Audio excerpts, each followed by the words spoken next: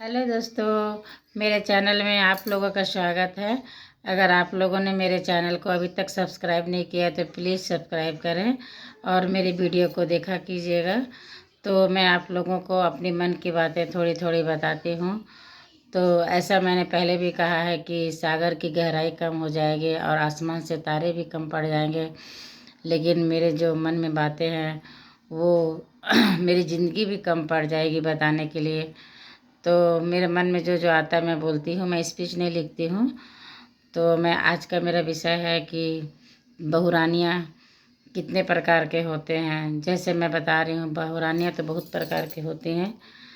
तो पहले नंबर वाली बहुरानी के बारे में मैं बताती हूँ। जैसे कि ये मेरे बारे में नहीं है, ना मेरे परिवार के बारे में है, तो मेरा एक एक्सपीरियंस है, अनुभव है, तो मैं बताती हूँ कि जैसे पहले नंबर वाली बहू क्या होती है कि बहुत ही शालीनता के साथ पेश आती है, नेचर भी अच्छा होता है, बोली भी बहुत मीठी रखती है और अपने गेस्ट को एकदम भगवान की तरह मानती है।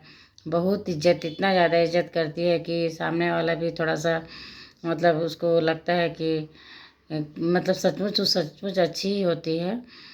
तो और हर तरह से अच्छी होती है, एकदम सर्वगुण संपन्न जिसे कहा जाता है।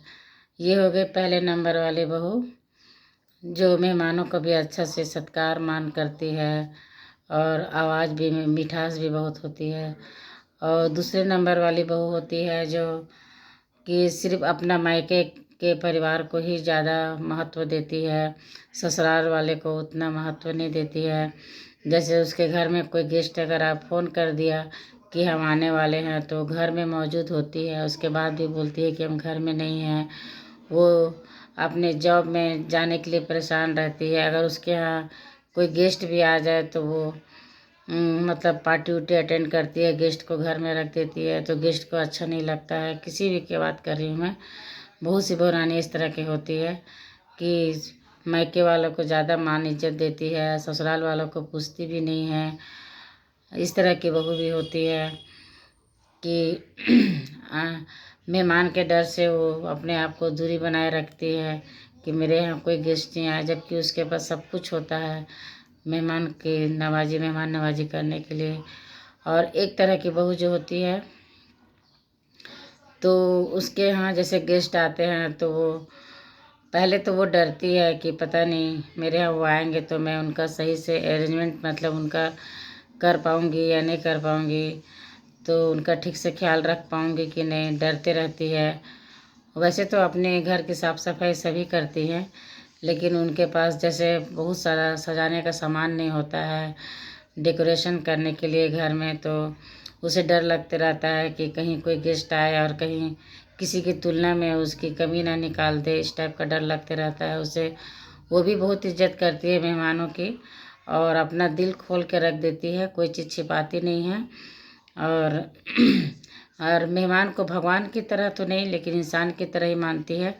भगवान को तो भगवान जैसे माना ही जाता है, अतिथि देवो भव हम भी जानते हैं, लेकिन वो है कि मतलब कि उससे अपना जैसे कुछ कुछ उससे काम लेना गेस्ट से हल्का फुल्का, ये नहीं कि पूरा काम उस पर थोप दे और उसे अपने साथ काम में इन्वॉल्व करना। तो गेस्ट को भी लगता है कि कुछ दिन और रह जाएं, इस टाइप का लगता है कि एकदम पूरा घुल मिल जाती है, पूरा एक एक चीज़ बताती है उसको। और उसकी ज़बान भले मीठी नहीं होती है, लेकिन वो दिल की बहुत साफ़ होती है, कड़वा भी नहीं होती है उसकी ज़ुबान उस तरह की बहू की। मतलब एक नॉर्मल जैसा बोला जाता है उस टाइप का बोलती है। तो गेस्ट उनके यहाँ रुकते भी हैं, ऐसे नहीं कि नहीं रुकते हैं। तो क्या है कि 3 तरह की बहुरानियाँ मैंने बताया और बहुत तरह की बहुरानियाँ होती है। तो आपको क्या लगता है कि कैसा होना चाहिए? मुझे तो लगता है कि ये मतलब कि जैसे जो पहले नंबर वाली बहू के बारे में बताई और जो थर्ड नंबर वाली बहू की मैं बताई बारे में, तो अगर ये दोनों गुण आ जाए तो सोने पे सुहागा हो जाता है।